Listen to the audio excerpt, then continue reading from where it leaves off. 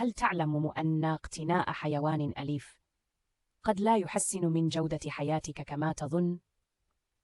دراسة حديثة في المجر كشفت أن السعادة المرتبطة باقتناء كلب جديد قد تكون مؤقتة، ومن المدهش أيضا أن فقدان الحيوان لا يؤثر كثيرا في حالتنا النفسية. وما هو أكثر دهشة؟